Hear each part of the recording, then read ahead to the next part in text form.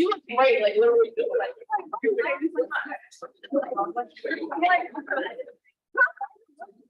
Like I was like brown.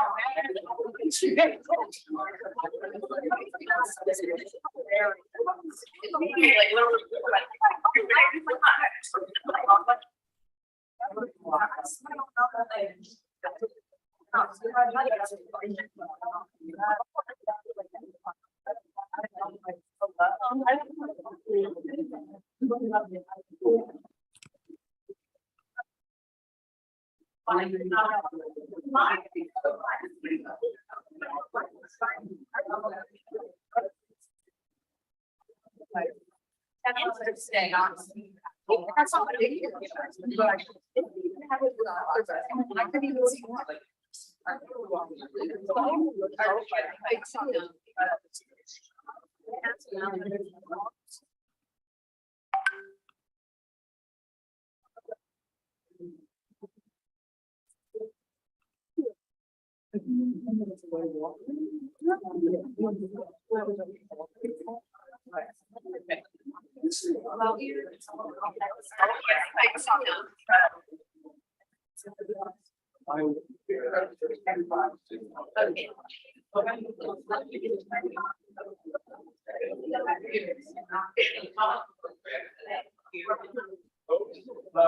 We'll get started. Has everybody had some pizza? So my mother said you should eat. So welcome. Thank you for coming.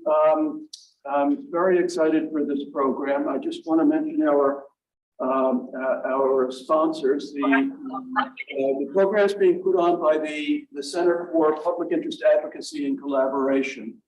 And we're doing it, we're taking advantage of Amaya's visit from Chile this was the first program, but we will soon announce we're going to have a regular program about political lawyering sessions, informal sessions like this, on a variety of all the topics we're facing. So this particular program is co-sponsored by the Program on Human Rights in the Global Economy, by LALSA, by NLG, and by the International Law Society, and we're very grateful for that co-sponsorship. So it's my great pleasure to introduce our guests. I'll keep it brief. These are very, very distinguished people, but just I'll hit the highlights. Amaya Alves Marin is a professor of law at the University of Concepcion in Chile. She has advanced degrees in law and has written a great deal. But the very special reason why we're so excited to invite her here is that Amaya was elected to be a member of the Constitutional Convention in Chile that drafted the proposed constitution.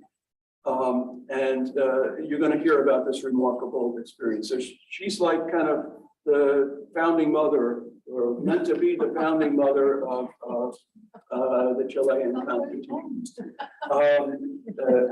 Jackie Dugard, formerly based at the University of Witwatersrand in Johannesburg, is now with the Program on Human Rights, attachment to the Department of Political Science at Columbia University. Jackie is a very distinguished human rights advocate, but also socio-legal scholar, and she has a PhD in sociology as well as a doctorate in law. She's going to bring that remarkable background to the discussion. So we'll first hear from Amaya. She's got a PowerPoint and a little video. Then Jackie will respond. And then we'll open it up for very informal discussion, your questions, your comments, and so on. So.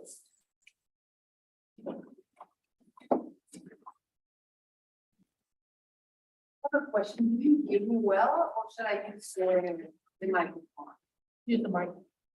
Yeah, the microphone. Because they told me I needed to put it straight and like this. Is it on? Maybe it's not even on.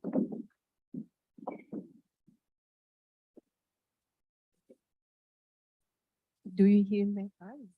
Do you hear me better then? Hi, guys. So good morning, everyone. Thank you so much for being here. I'm grateful for Lucy, for Carl, and Jackie, who invited me to be today with you. I will talk a bit about the Chilean experience. So let you know, I think it's an experience that could have a global impact. I don't think the questions we're posing in Chile are very different from the questions that you have in the US or elsewhere. So I'm really hoping we can have a good debate after. And thank you so much for being here. I brought also a video that a good friend of mine, who is also a professor of law, did about the Chilean constituent process. And I have also an English version of the proposal. So maybe we could share it after and you can have more information about it. So I put this title on purpose, Transformative Constitutionalism as the Aim of the Chilean Constituent Process, because I think this is one of the key ideas. I think transformative constitutionalism was a term that Carl used for the South African case 20 years ago, 30 years ago. And I read that paper throughout my PhD doctoral studies, and I thought it was amazing. It's such a high aim to have, and I found out it's so difficult to deliver.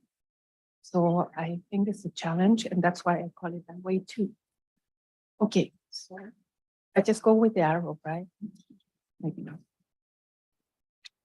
Did it change it? No.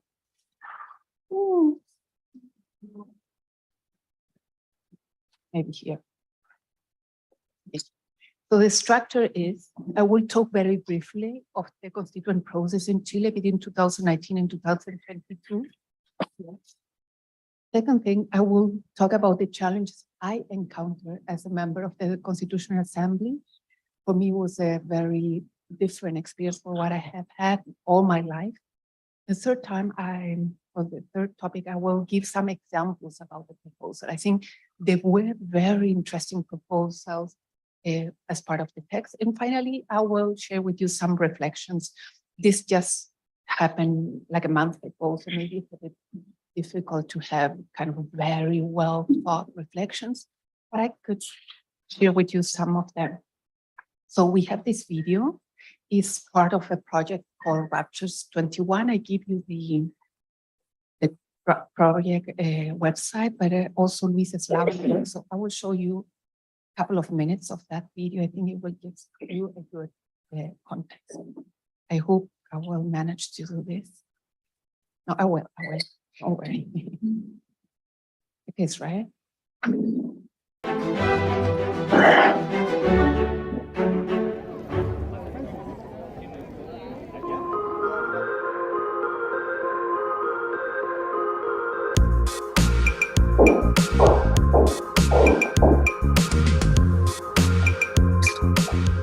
It is a festival atmosphere here in Santiago, Chile.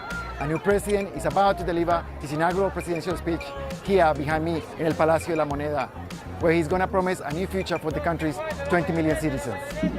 But the country's transformation goes much further than a changing of the guard. Right now, Chile's constitution is undergoing a total restructure, something I have been involved in as part of the Raptures 21 project. I'm going to discover how this process is unfolding and how it will change the future of Chile, South America, and the world. But how did we get here? It's been a rocky road, to say the least. Chile's first official constitution dates back to 1833, and for hundreds of years prior, its indigenous peoples like the Mapuche became increasingly sidelined.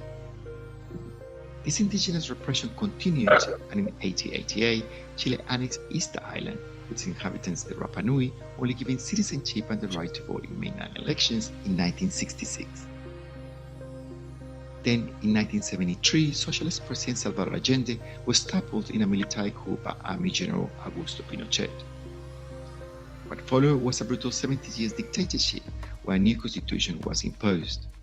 The 1980 constitution has been criticized for its right-wing authoritarian nature, and after a series of mass protests in 2019, a cross-party agreement was signed leading to a referendum on the creation of a new constitution.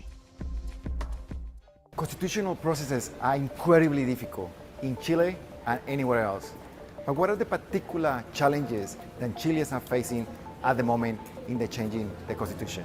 We are, I think, witnessing radical change in the history of Chilean politics. If you take a look at the history of Chile's constitutional history, you will learn that the main or fundamental actor behind every single successful political and constitutional enterprise have been the military and the armed forces. In the case of Pinochet, of course, they dismantled the democratic regime.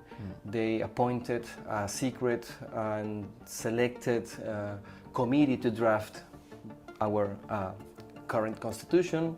They imposed a certain view on the constitution, and the citizens were not able to participate. The population of Chile has been oppressed by the institutions and the state, especially because they couldn't protest, they couldn't have, as I said, dialogues. We couldn't talk about what was happening. Also, the constitution of Pinochet does not contemplate social rights. So people couldn't access health, education, and so on. So of course, people have been oppressed. What a better device for making sure that this project would not be later revised than having it entrenched in the Constitution. There's an interview to Jaime Guzman, which is the main creator of the 1980 Constitution in 1978, that says we are drafting a constitution so that tomorrow, if there's someone in the power that's not from our coalition, he wouldn't be able to adopt policies much different to the ones that we would adopt. How you read the feelings, the expectations, the hopes on the streets? I would say that the very big lesson that the social outbreak of 2019 shows us is that if you have a legal system which is not sensitive to its public perception, that legal system erodes its legitimacy. We have the people voting for a new constitution, we have the people voting for a certain specific organ, which is the Constitutional Convention, to write the new constitution, and we have the people to choose our representatives to write the new constitution, and you still have the people on the streets. If you go to the Constitutional Convention today, you will find the convention doing its work, but at the same time people around the convention shouting, protesting, marching, making their claims to be heard by the convention. So that's one radical change. So how does the new constitutional process work? In 2021, Chileans went to the polls to vote for 155 members of the Constitutional Convention. These members will draft and propose the text of the new constitution on topics from economic reform to the environment, putting it to the public to approve in September 2022. The members of the convention are split evenly between men and women, with 17 seats reserved for indigenous peoples, including the ones disenfranchised Mapuche and Rapa Nui. Informing the decisions made by this group is the Raptures 21 project, an initiative responding to global challenges. It brings together individuals from across academia, government, and public organizations. My work as part of the project is helping to bring people from diverse occupations and backgrounds into the conversation, acknowledging their standpoints and concerns. Domingo, can you tell us how the work of Raptures 21, and in particular this project, New Constitutional Futures, has impacted and is impacting the teaching of constitutional law, but also the practice of constitutional law here in Chile today? The work that Raptors 21 does allow us to reach our understanding. Other factors are important, other actors are important, other languages are important in trying to more fully understand what a constitution is, what a constitution does, and what we are going to do as practitioners and lawyers and scholars. In that building, the constitutional future of Chile is being decided. We're going to be in conversation with two members of the Constitutional Assembly that have been key in the conversations taking place there. Yo soy representante del pueblo Rapa Nui en este proceso constituyente. Así que fue un ejercicio muy interesante dentro de mi pueblo, con estas ansias de poder traer las demandas tanto tiempo trabajadas y depuradas. I'm wondering how this exercise that we're doing with Raptures 21 here in Chile is having an impact today and has the potential to have an impact in the future. Lo que se está generando en términos de educación cívica es muy enriquecedor, y lo que significa cada derecho y cuáles serían sus implicancias en la eventualidad de que esto se aprobara. Y yo creo que lo que más destacaría es que el pueblo de Rapa Nui se hizo partícipe a través de la propuesta de una iniciativa de artículo donde se trabajó con la comunidad a través de cabildo abierto. Proyectos como este se toman en serio el compromiso democrático que supone que la democracia es el gobierno del pueblo. Si esto es así, este proceso constituyente surge de abajo hacia arriba. Por ello, propuestas como esta lo que intentan es socializar, compartir con la ciudadanía algo que tal vez es un poco lejano o muy técnico. Por lo tanto, no puede ser sino una buena noticia que proyectos como el que ustedes representan puedan permitir socializar en mayor número estas iniciativas que a veces terminan siendo un poco distantes de la ciudadanía. Por lo tanto, no tengo sino palabras de gratitud al respecto. I also met up with another Constitutional Convention member, Amaya Alves. As a woman of Mapuche origins, a law professor, and from outside the capital, she feels the conversation the process has sparked are critical for the country's progress. We are very long, like 6,000 kilometers long country, and quite different. In northern Chile there is a desert, in southern Chile is Patagonia and Antarctica. So it's very hard to think that throughout 200 years all decision has been made at the capital without really knowing the differences, without acknowledging the plural, diverse territories there are in Chile. The representatives that are part of the assembly are quite different and diverse than what we had in the past. I have like these three different characteristics coming from outside the capital, being a woman and being indigenous, that are quite like something that never happened in the past. I mean, I'm part of a conversation that happened outside us in the past, and being at the assembly brings new themes to the table and new claims, and the way in which those claims are being addressed is also different. So I guess makes a full new conversation that never happened in the past. How the work that we have been doing in the New Constitutional Futures project of Raptures 21 has had an impact in the way you think about your work in the Constitutional Assembly today, and how do you think it will have an impact in the future? I've learned from you, and I'm sure this is a very relevant part of the project, to think about local impact, but in a global way, and the other way around. What happening locally, it's relevant for the global ideas also. Maybe we haven't talked enough about this, how we could reframe the relationship between the local and the global in economic terms. And I think we should do it. And this project has been able to make me think about this.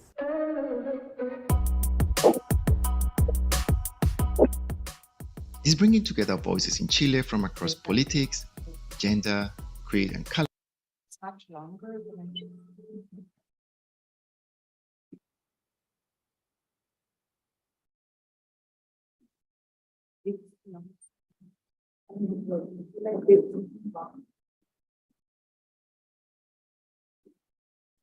No, I'm afraid of it. Okay, I think it's all right. It's a much longer video, but I think you get the context. So I will leave you the link right there. So if you want to see. So I guess this is a sort of a summary of what you just saw. The starting point was a popular uprising. There was a political agreement to set up the constituent process. They did 3 constitutional amendments to set it up. 80% of the Chilean population voted in favor of a new constitution. And then they set up the Constitutional Convention, 155 members. The principle of parity is the first time that half of the members of the convention were women, and 70 seats were reserved for indigenous peoples. Right? That's all very new, not only for Chile. It was, I think, the first constitutional convention that had the parade, for example. These were a couple of pictures. I don't know here, but in Chile, I've never saw it before, that people on the streets with banners were demanding a new constitution. And I think the picture what the guy is in the middle of the fire is a very kind of interesting one. The banner says new constitution or nothing. So you can tell that at the beginning, there was a huge demand for change.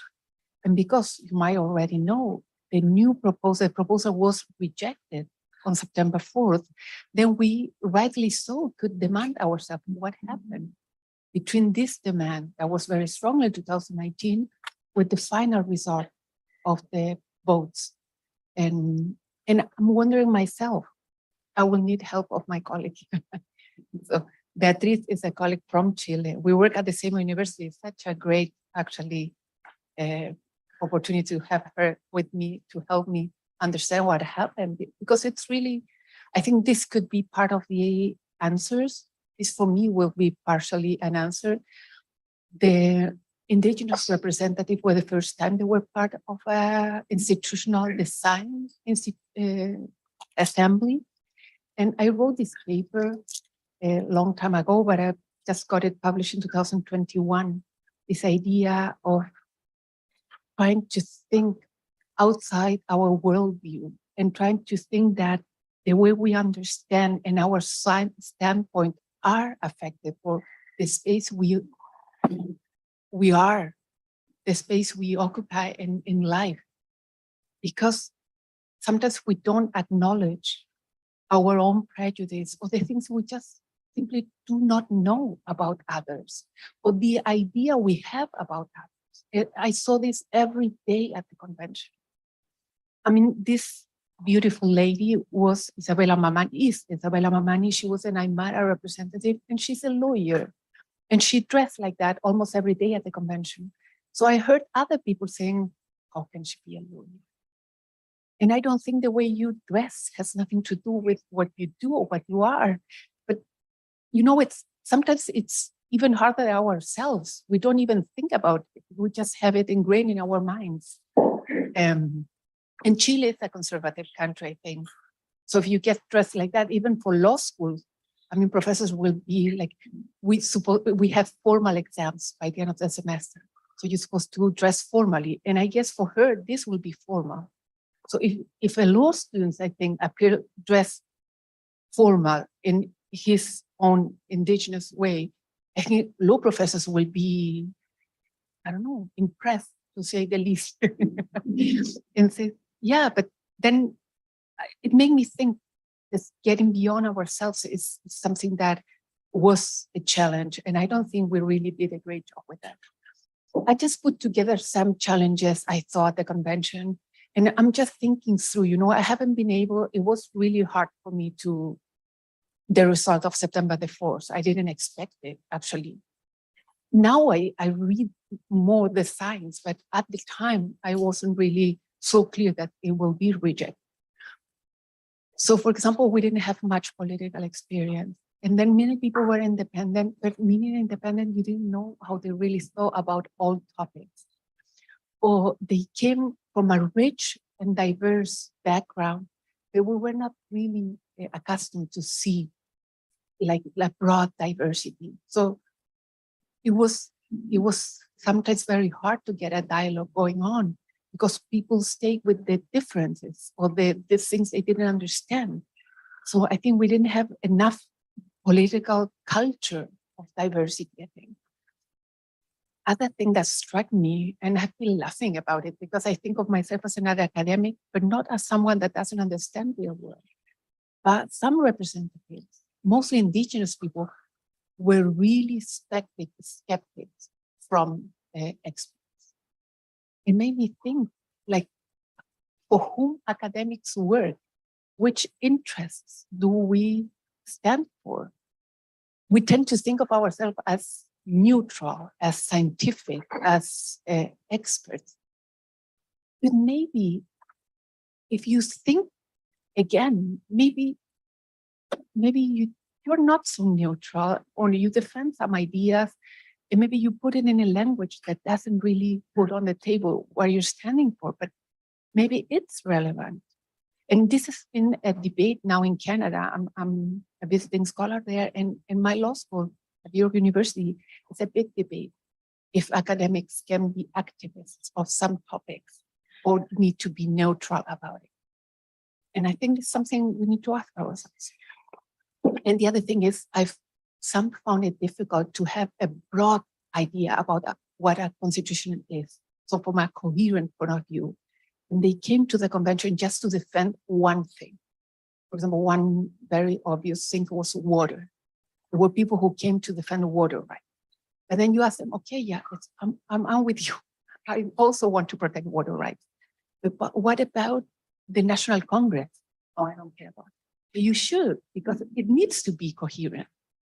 So there was a mix of different elements that made it sometimes difficult to work through. The other thing was we had few time, just 1 year. Imagine where were you last year at the very same moment, and how much you have, I don't know, learned or did. But we only had 1 year and we didn't have any rule of procedure.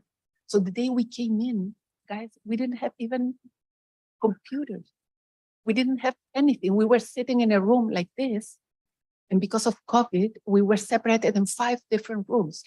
And we couldn't interact with each other because we didn't have a system to talk among us, to vote, to debate, to dialogue.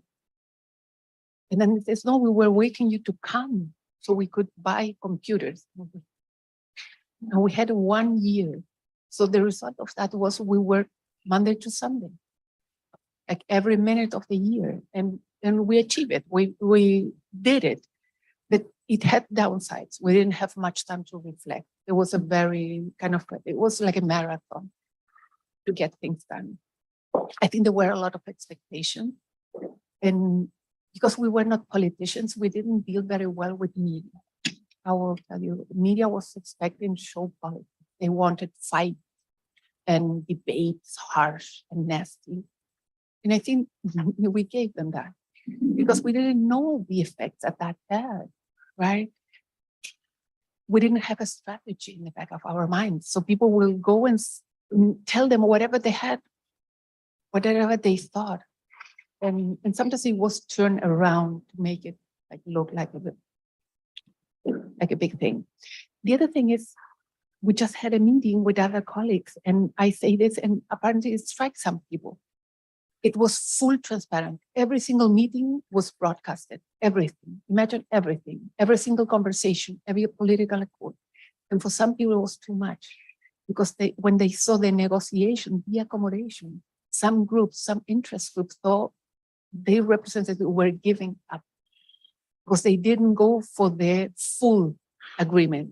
They were negotiating, says, okay, let's give 8 now. And that that conversation, that negotiation was the idea of persuasion was not really understood as political dialogue. It was understood as you're not fighting for what you believe or what you told us in your campaign. So this is just a list of thoughts, but I thought it might be interesting to share with you. So maybe for you it's a lot of constitutions because I know you have had only one. We have had in the past 12 constitutions, and we are not there are other countries in Latin America who have more than 20. So we are only at our 13. So the difference with this 22 process was it was a democratic institution in charge of it. It had a big aim of inclusion and this idea of parity. That was very, very different from our previous example. And I thought I might share with you some of the provisions. I think some of them are very interesting and quite different from a global perspective. For example, this article first, it was a change of paradigm for Chile. Chile, you know, the 1980 constitution Luis was referring to in the video, set up a very neoliberal framework. So most of our, let's say, rights are privatized. So in a sense, the most important right is private property. And you will have a right of property over your right to health. you will have a right of property over your right to water. So everything is mediated through property.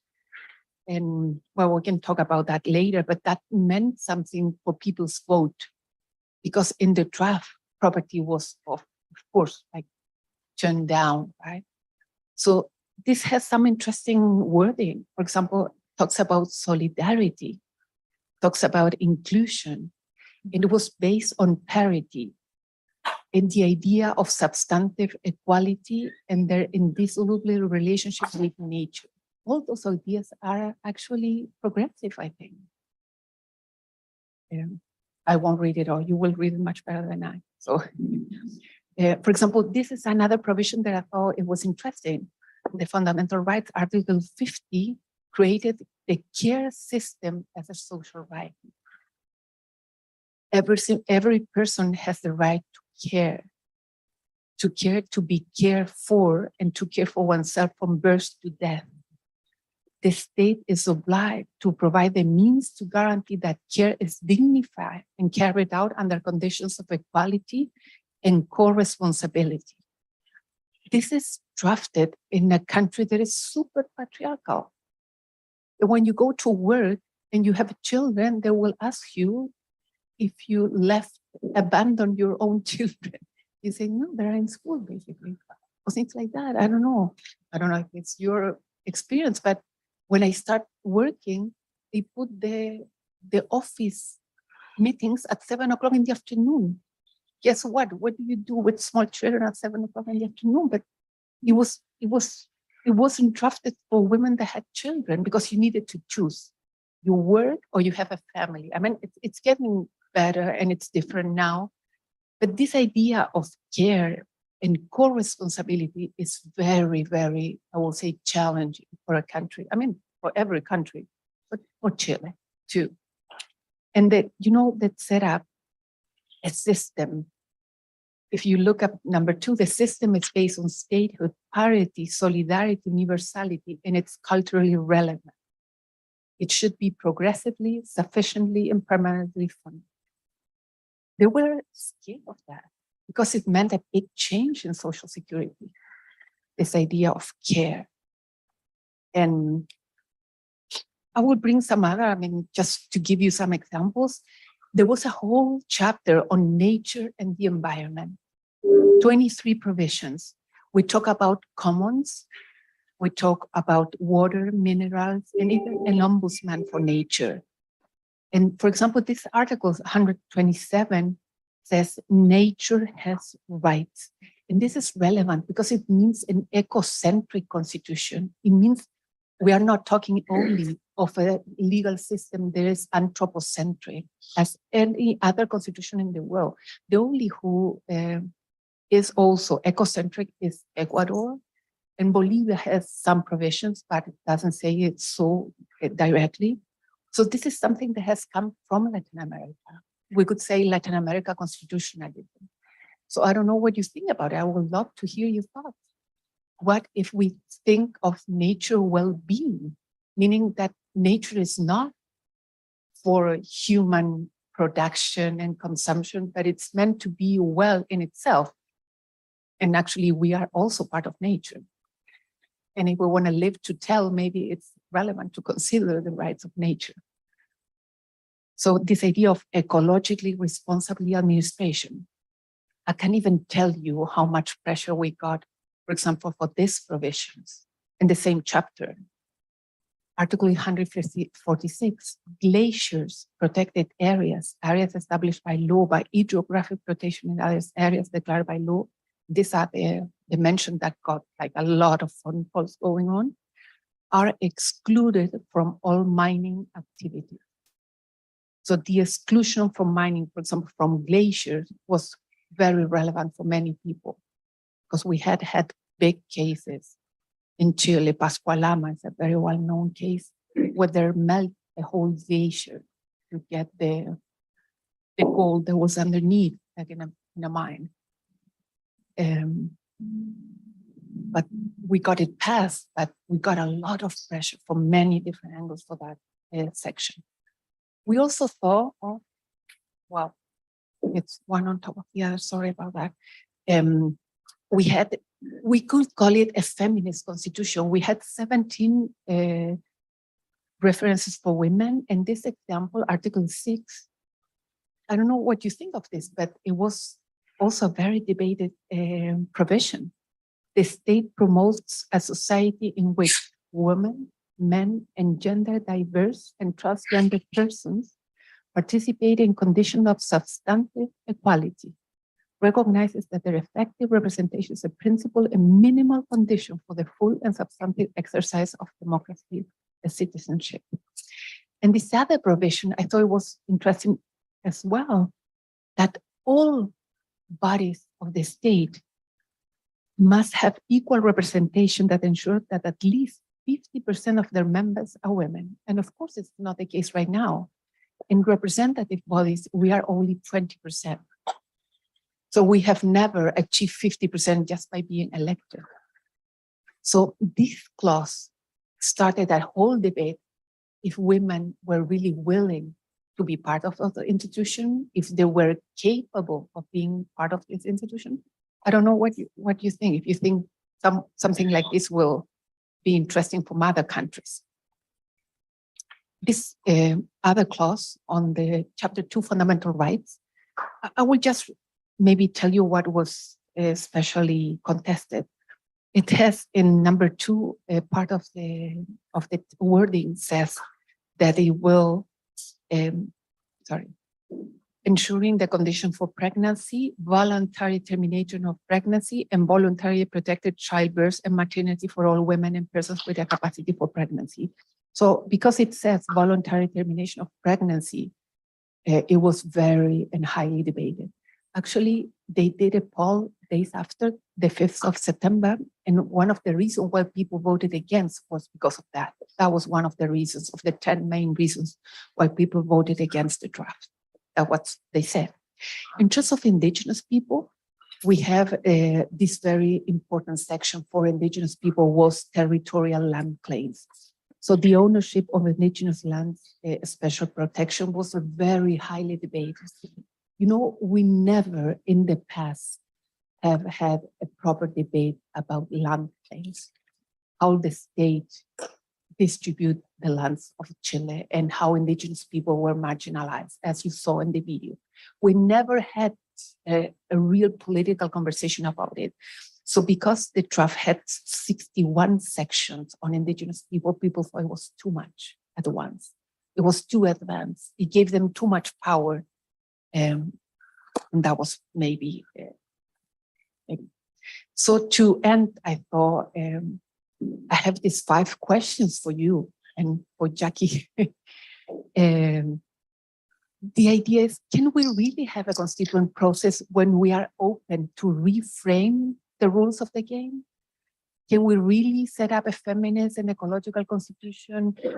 Can we think differently for substantive equality? Can we really change the way in which we live? So how much power do we citizens have really to change that? And do we trust that that change is even possible? Because one thing is to draft it in the constitution, and then what will you give? How much hope do you have that that change can really happen? And if we talk about we the people, in as diverse as we are right now, you know, all the different roles we have in life, can we really address that intersectionality? Women, indigenous people, minority rights, etc. And it made me think as well, what is my role as an academic? And the convention it's over. I'm back to university, and I'm sitting in my office thinking, this is so nice. This is so calm. You can close your door and just read a nice paper and think about life.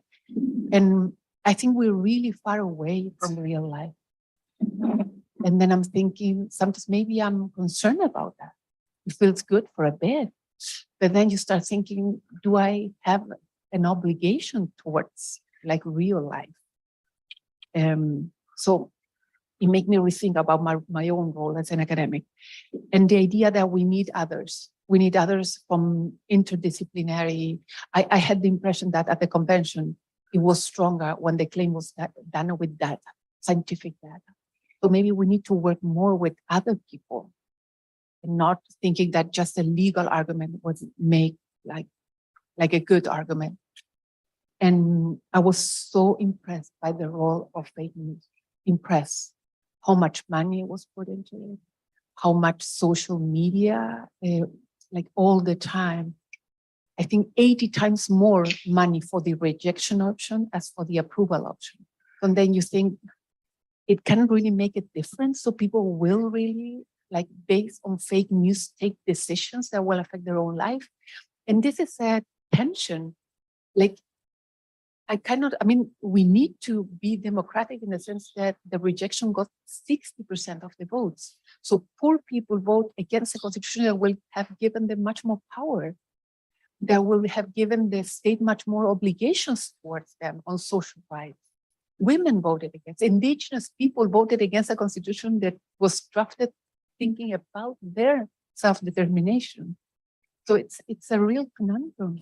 How can we get this? And I don't really have the explanation. I'm just thinking about it. So this is the last. So I was giving all this talk for the apruebo. Now I feel it's over. So the proposal was rejected on September 4th, but the conversation continues. I think we open up conversations that will be relevant for Chile and for the world, and I hope so. And we will reach one day, maybe not me, maybe my grandchildren will see this change happening in Chile. I hope so. But for everyone, Latin America and the world. So maybe it is also relevant for you guys. So thank you so much. I hope we will have a great time.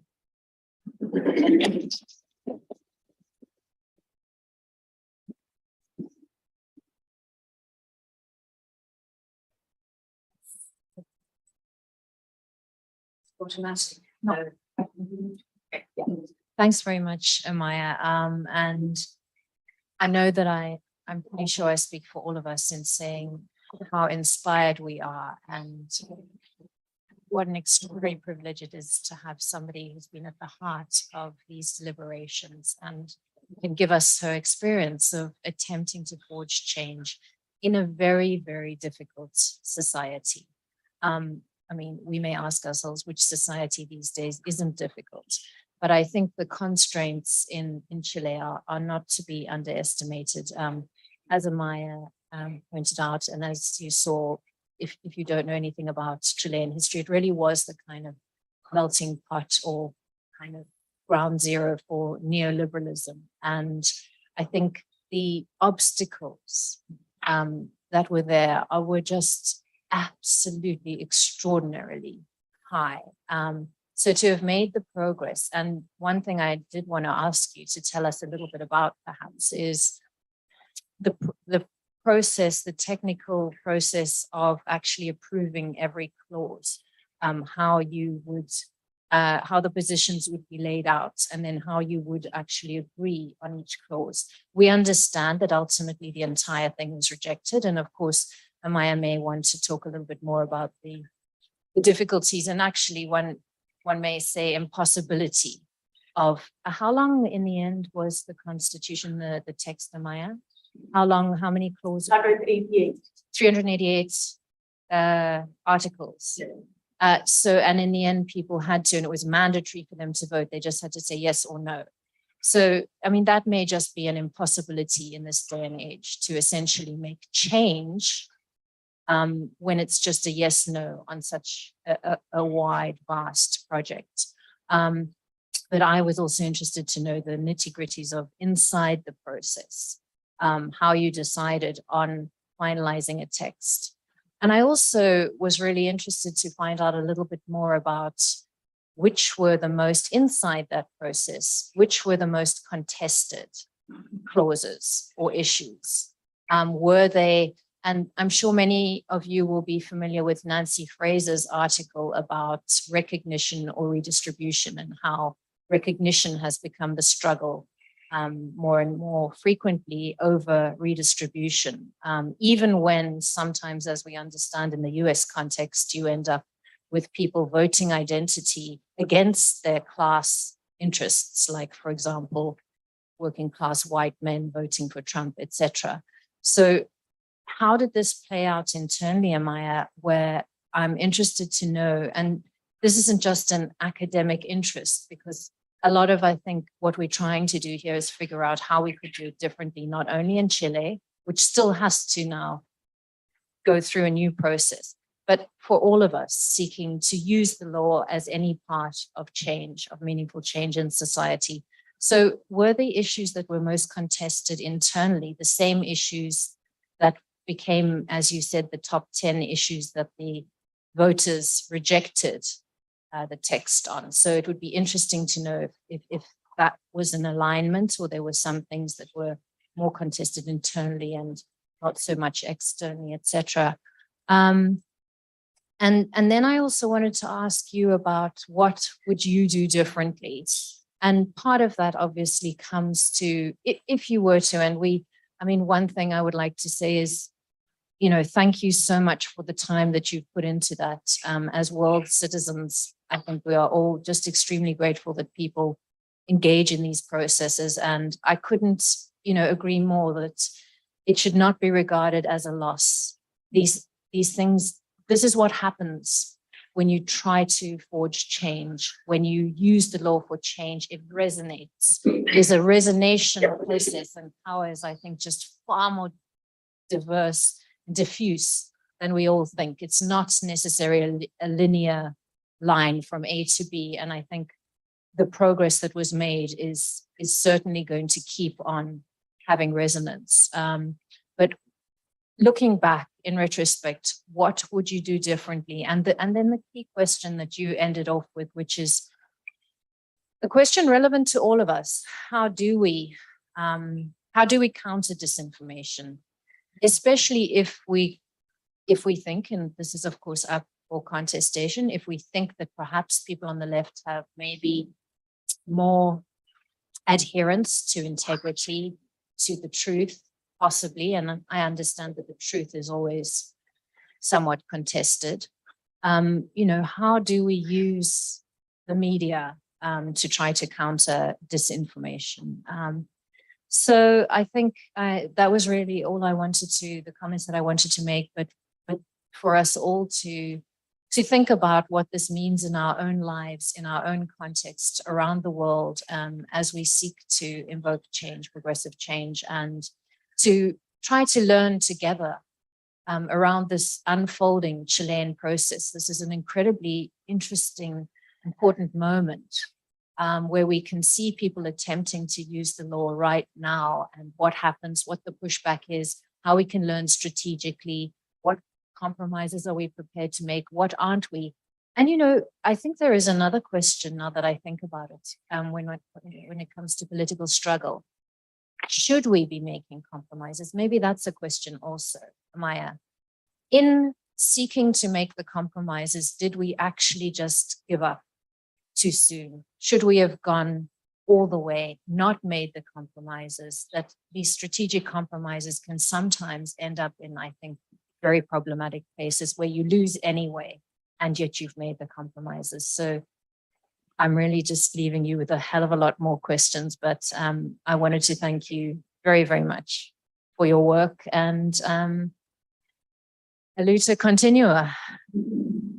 Venceramos.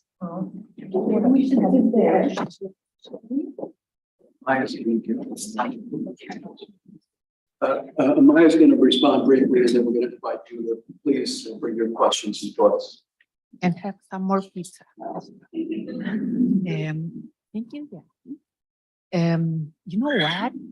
I do think we should compromise. I learned a lot about negotiation and persuasion, and I'm super more open to it. I think we achieved good deals talking to people that we didn't trust the very first day. I think if we dialogue more and more, we will find common ground. I do think. If you see the other as an equal, I think that's the problem is with this power imbalance. How you set up a conversation really among equals. And that's maybe the challenge. The most concerted provision were, for example, about housing. We were so proud that we drafted one section on housing, but we didn't put that it was property over your own house, because we thought it was unfair to put it because we didn't have the the resources to ensure that people will have like property over their house. They could have rented, they could have had other legal like rights over it. But apparently for people with really relevant property, abortion was a big debate. But the biggest one, I don't know, maybe Beatriz can help me with this, with the plurinational state or indigenous rights. I think that was maybe the more contested, at least where we live. I think they didn't trust that, because many of the provisions said that the state needed to be in charge. And they didn't trust that the state will be able, the government will be able to take in charge all these social rights.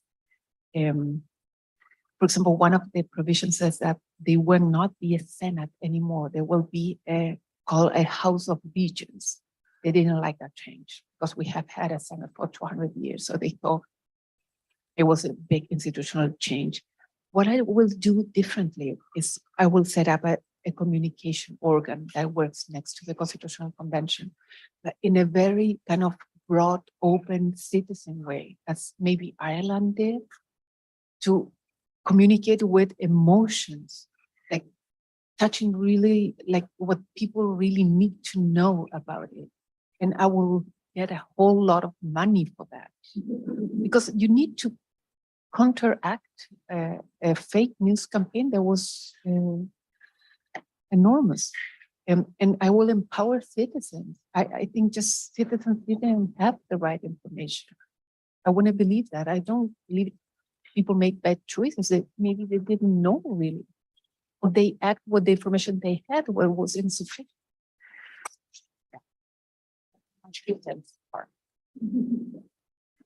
We're looking forward for your question. So, please. Go ahead. Thank you so much. My name is Julia. I'm a 1L here. So I had a question, thinking about the broader reach, as you were saying, about hopefully being able to use this not only as a lesson for Chile, but wider, in thinking about things like organizations like the OAS, for example, when they have their model laws that they've created. So thinking about like model laws on violence against women or model laws on violence against women in politics or something like that. If there's anything to take from either the process of drafting the Constitution or the convention itself, or pieces from the Constitution that could then be taken and then used, as other countries have done, as examples for those model laws. Thank you. I do think many of the provisions answer fundamental questions that could be posed everywhere. For example, this idea of the principle of parity. If we think that the women are half of the population, why should not be half of any public institution? And maybe that will force us to think the reason why it has not been that way. And it has to do with care, actually, with the way in which we socially construct care. I don't know in the States because I don't live here, but in Chile, there are a lot of, they made a poll, and actually I think 90% of care are taken by women, 90%. And that's a lot. And it's kind of obvious, but then you start thinking about the way in which we construct social obligation, cultural obligation. So also climate change, I think, is a global question. And there were a lot of provisions for climate change, of the ecological crisis, or women's rights. So I do think some of them could be very, very relevant to keep on the conversation going. So my name is Jennifer. I'm in senior law school, and hopefully my question isn't too simplistic. I think it's very much in line with it's a technical question. I think I'm hoping for some clarification regarding like the procedural mechanisms in terms of, I guess, like the voting process and how it seems like it was a matter of these people who were appointed, such as yourself, voting on each individual provision, and then eventually that a vote on the Constitution itself. But I'm curious how even that came to be, and if it's in part like influenced by the previous Constitution, and I guess just in general, if there's any insights to be given with regard to that. No, actually, that's a very interesting question. What we did at the beginning is to sort out in a decree, so to say, reglamento, what will be the procedural rules to be applied. And I was actually I was in charge. We were two people in charge of that initial committee to draft the rules of procedure for the Constitutional Convention. And we set up in 7 committees. So 7 committees divided with different amount of members. Like my committee was number 3. It was in charge of decentralization. We were 25 conventional members. And for around 5 months, we work on different initiatives. So it could be an initiative made by the conventional member. There were popular initiatives. They needed to have 15,000 signatures, and they were being debated. If you had 15,000 signatures, it will pass on us to debate it within the convention, and there were indigenous initiatives. So these 3 types of initiatives we were debating throughout more or less 5 months, and we voted by majority in our committee. And then after it was voted at the committee, it needed to go to the plenary. It's a report. We normally had 3 reports then to the plenary, and the plenary needed 2/3, so 103 votes. And it had 2/3, it will be like a provision already accepted by the Constitutional Convention, and it will be part of the final draft. That was the way to, and if it didn't get the 2/3 at the plenary, it could go back to the committee, be redrafted and voted once again. So every section, every provision could be voted 2 times at the plenary. So that was the way. And we had plenaries from March on non-stop until June. And then we finalized the last month. We were part of the harmonization committee. We had 499 provisions, and we did a job, like a huge job of kind of blending and putting things together and making sense of the chapters. And we end up with 388 provisions, I think 3 days before the deadline. And we gave it to the president on July the 5th. Maya, may I just underscore one point? Every clause in the proposal had to get 2/3 of the vote. Nothing passed the United States Senate by 2/3 in the past 100 years. So this is an astonishing thing. 2/3 of the convention voting for this visionary constitution, making the rejection all the more difficult to understand. I can tell you a secret, if you promise not to tell anyone. We understood that it wasn't good to fight in camera, because people were saying, no, they are only fighting, they don't like each other, they don't like democracy, they don't want peace because they shout the yell to them. So then we started doing this move. We will have office like 9 to 6, normal Zoom meetings like this. Good morning, everyone. Would you like to vote on this? Yes, please vote. And then we voted. And would you like to speak? Yeah, please. I found this is awful. Oh, too bad. And then at 6 it was over, and at 7 started our Zoom meeting. You can even imagine. Until 3 o'clock in the morning. We were shouting, yelling, and then we were counting votes. We had a spreadsheet, an Excel. We would vote until we reached what the votes we needed. And I told you, we had colors like a light, like it's car thing. So red if you voted against, yellow if you didn't know, you were not sure if you would in favor or against, and green in favor. And we had that open at the time we were voting, and you saw the lights changing, and then you realize how much love there is, how much pressure sometimes there is. And there were people who were experts in that Excel. So I wasn't. But some of my colleagues were, for example, with water. I was so nervous about the water. No, calm. We have the vote. No, I don't believe we will. And she had this poker face. I don't know how. And then we voted at the plenary, and we had 103, exact what we needed. She was like, I almost faint. But it was good we did that way, because then we stopped doing this show politics that the media want from us. But it meant there were 4 o'clock in the morning. Like, I don't know, our colleague, I invite him to be a legislative help or whatever. And then he realized we didn't sleep. We worked all night to get the agreements and come in the morning with the votes. So one day he says, I think this is really cool. Because when you to ask me, invite me, you didn't say that you don't sleep. I will never do it again. Never. So I wish good luck to those who are going now for the second round. Sorry.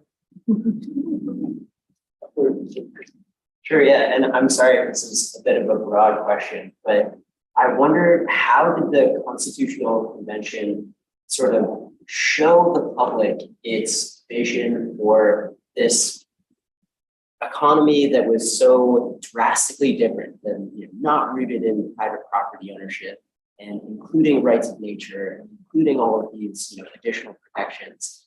I find it really hard to communicate, leftist ideals that aren't rooted in a notion of, extractive capitalism and stuff, because that's the regime that we know, that's what we, live under.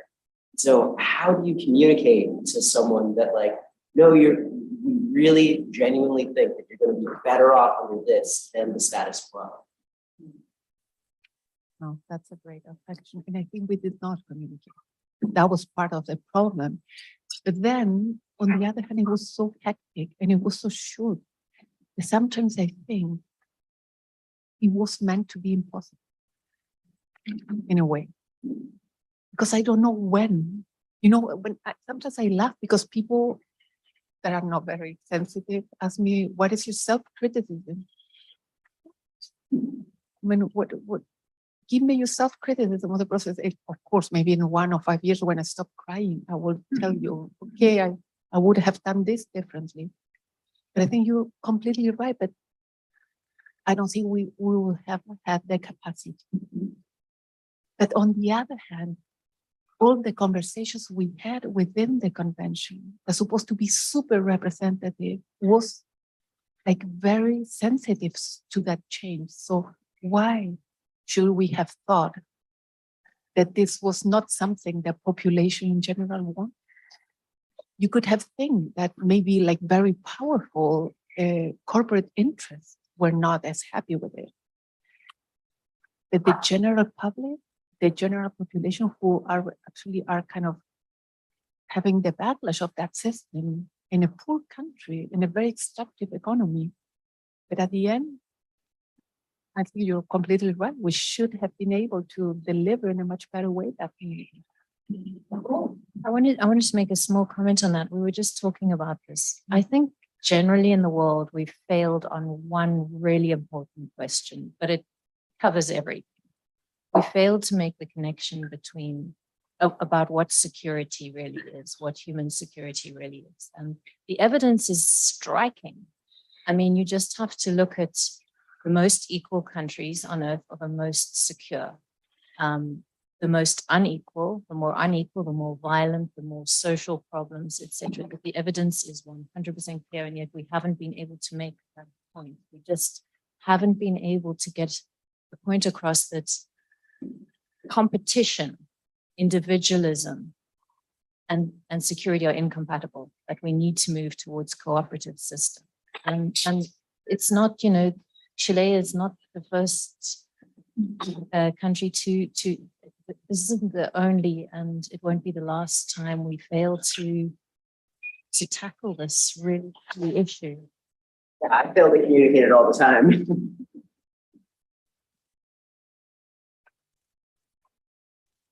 I'm more interested in how you guys are using data throughout this process. And you talked a little bit about how in the future you would maybe lean more into like data scientists or leveraging data. And I'm just kind of wondering how you think it could have made an impact or how it could have been used more in like your process. I think we need more data and public data. You know what? For example, people were making assertions like we should have drafted a provision that says property over house. We didn't have the exact data about how many people needed a house or how many people really wanted the property over the house, because then we realized that young people sometimes just want to have a house, be a tenant, and not necessarily the property over it. Or maybe sometimes the land could be provided, but then you could put a tiny house on it or something else. So, and we didn't have that. So to make real like policy choices, you need that data, and we didn't have. So for example, in Chile with water rights, we do not have really public data of how many rights are already given over rivers. And we know, we have the intuition, there are more rights given than water, the real water, because of climate change. But that's a perfect storm for tension. So not only social, but also real, like, I know, river science, for example. And I'm more and more working with colleagues from other faculties, and I think it's amazing. And then you understand that law is not neutral. That when law was drafted, it has a name behind it. It was an idea of society behind that very law.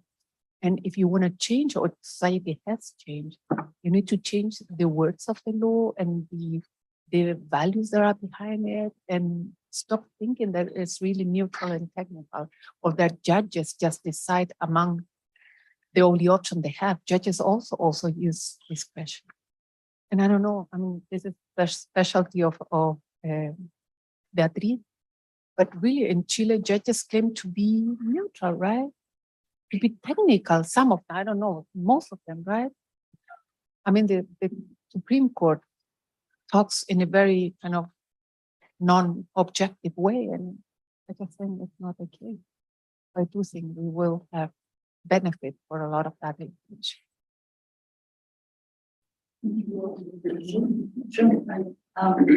Then yourself. No, go ahead. Hello, everyone. I am. My name is Beatriz. I'm also from Chile, and coincidentally from the same university. We were colleagues with Maya. We were actually, yes, the same department, and we were actually classmates. So we've known each other. Yes. We're not married. No, just classmates. Okay. Not yet. You never know. I think Amaya sees this in a more negative light than I do, because of course she was part of the process, and feels that her work for a whole year is, has gone down the drain. But I don't think the process is over.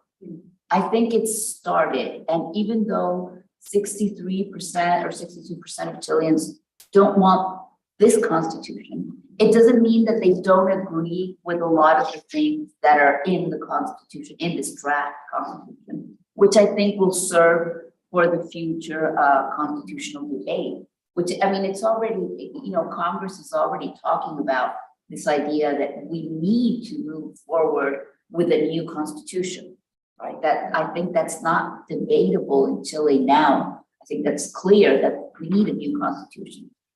Only that, like Amaya said, like, for example, I had no idea that abortion was an issue that made people vote against the new constitution. I think property rights was definitely an issue that made people vote against the draft, because a lot of people don't, because of course we've been, in this idea that property rights are everything. We are a poor country. So people in poor countries tend to see property as the only way of escaping, ruin and terrible life for themselves, for their children. So I think we value property in a different way. And I think the Constitution, the draft didn't, communicate that in a way, because of course it was leaning in another direction. And some things were like public housing, for example. People didn't understand that had nothing to do with whether they were going to have property ownership of their house. For example, rent control, right? People in Chile don't understand what, rent control apartments are, because it doesn't exist, right? So you're trying to introduce a lot of concepts and things that were just not in the legal culture or mind frame. A lot of people were afraid that the rules of the game were going to be changed. I've saved up all my life, to buy, this little piece of land over here, or to save up for my retirement. What are they gonna do? Are they gonna come and take that away from me? No, I do want a different social security system, but from now onwards, don't change the rules of the game on me retroactively, right? So I think that was a big issue with a lot of people.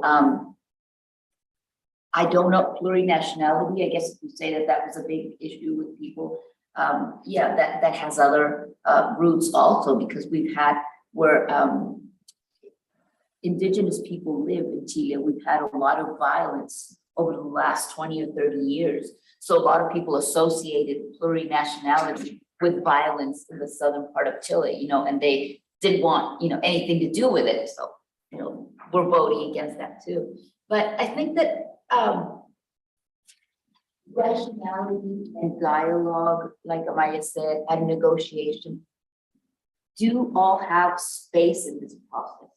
And I do think that it's a starting point, and I do think that we will eventually get to a more democratic constitution, one that has, guarantees social and economic rights in a different way, one that diminishes undemocratic forces, like, for example, the Constitutional Court's abstract legal review, which in my opinion has to go. You can't have somebody an undemocratic organ continually stopping democratically approved legislation that, it just can't happen. I mean, in a democratic system, at least, I think, or we have to rethink the basis of our democracy in that way. So I think this is it's a starting point. I think we will eventually get to a different constitution than the one we have now. But it's just this one, I think, and the process and the fake news and everything was just like an impossible feat also. Almost. How long is the time? We have till 2:10. We have about 5 more minutes. I think I saw a hand. I was really interested about your experience as a woman, particularly from like a non-urban area, and I guess I'm thinking about this in the context of India, that's where I'm from, and they tried to introduce a bill that would have 50% women representation in like local governance, but that sort of didn't actually give them the adequate space and voice to sort of, talk about their concerns. I was really wondering if, despite inclusion, do you really feel like a lot of marginalized communities were able to utilize that space to voice their concerns? Yeah, I really thought that was really relevant that half of the convention were women. And I don't want to be biased on this. No, I can't say that. I just saw that women at the convention, I don't want to make a general claim, was better equipped for dialogue. They were willing to sit down and talk, even if we think differently. I mean, I presented some of my initiatives with a woman from Arica, which is all the way up north, who is part of the Republican Party, which is far right. But we agree on one territorial initiative for extreme territories in order to get a better tax return. And we presented it together, and people didn't believe. But I told them, but we agreed on this point. Why not? I mean, we are giving an example that you can agree on some issues. You don't need to agree on everything, don't need to be soulmates. We can just work on this very point together. I just saw it was really relevant. And for example, the indigenous leaders like Isabella Mamani, and the video was, she was amazing. The Rapa Nui representative, Tiare Hay, she was amazing. She passed one section for Rapa Nui by herself. She was all alone at the convention, and she got 103 votes. For me, she was a rock star. Tiare Hay. I think it's really relevant to make space. And And we need to think why this has not happened in human history. So I do think affirmative action is relevant. I think there was this report saying that if we do nothing, it will take another 200 years for women to get in power. I don't think we have 200 years through this. We don't have, certainly not, but I mean, the world doesn't have 200 years. You're planning to live 200 years. Yeah. No, we don't. No, the planet is not. So we do need women in power and empower. One more question or comment? Well, two We can take two quick- questions. No, both. Go ahead. Okay, hi. It was so great to hear you. I was born and raised in Honduras. My name is Ana. And I also worked a little bit within our American Commission on Human Rights and Social and Economic Rights. So very excited to hear your talk. Being from Honduras, what makes me the most pessimistic about change, writing an 18th constitution for us, is just seeing how people talk about reproductive rights, about gender equality, about like we're still so entrenched in a machista society. How did you encounter like any religious resistance as you were like working through drafting the Constitution and like in your conversations? Because that's, I think the Catholic Church for me in Honduras has played a huge role in entrenching that machista thought process even more. So I'm just wondering what the relationship with religion is in Chile. And what's your question, Isa? Do you want to respond to that? Okay, Oh, sorry. Just say her name first. And then you can- yeah, likewise, I think it was a great talk. I learned a lot. I was gonna ask, I know that Chile, in the past 6-7 years have seen an influx of foreigners from a lot of countries. You have Haiti, which is a big part. I know there's a lot of Haitians that traverse through Chile or have resettled there. So I'm curious if immigration or refugee rights was something that was brought up in the convention at all.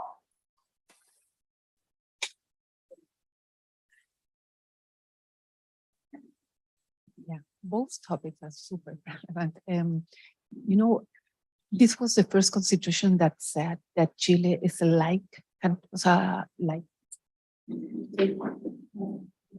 non-religious country. So the state doesn't have any religion, secular. You're right, and that the Chilean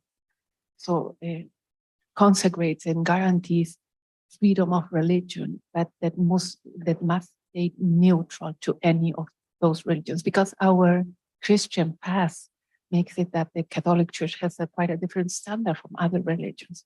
So this was the very first time, like the text said it. And you know, the Catholic Church is not in a very good shape in Chile, and worldwide, but in Chile as well. But you know what I see more and more evangelical churches taking a very strong political standpoint against, for example, sexual and reproductive rights. And we didn't have that with like throughout the convention, but at the end for the campaign, I thought it was a big topic. That was abortion got so much resistance. But it spread out also fake news. For example, I got questions like if it will be banned to go to church. How can you ban someone's right to go to church? And people believe that. That makes me think why fake news unveil our deepest fears. Why? I mean, this needs, we need psychologists and psychiatrists to work with us to understand the human mind. Why will a fake news that is ridiculous make you believe that thing? I mean, it's really, I would love to understand more. And yes, I mean, Chile is a very patriarchal system as well. And in terms of immigration, that's a very interesting question, because we got a lot of negative impact because we set up some immigration rights in the Constitution. And the thing is, immigration has to do with class. if you immigrate, I mean, we had in the past a lot of immigration from Germany and Switzerland, but they are all well off, right? Because they got lands, they got contracts with the state. But now the immigration we have in Chile comes from Venezuela mainly and from poor countries like Bolivia, so for countries that are failed. And so people have this idea that immigration means poverty and they will take away their rights, their labor. So I do think it was the rights we enshrined in the text were very much critical in northern Chile when we have a lot of immigration problems, not in southern Chile, but yes, in northern Chile. I want to thank you all for coming. I hope you enjoyed it. And I just want to thank both Amaya and Jackie for sharing this incredible experience with our community. I'm just one person, but I just believe that you laid seeds that will bear fruit. Maybe not in the short run, but in the long run, in your country and around the world. So thank you very much for being this.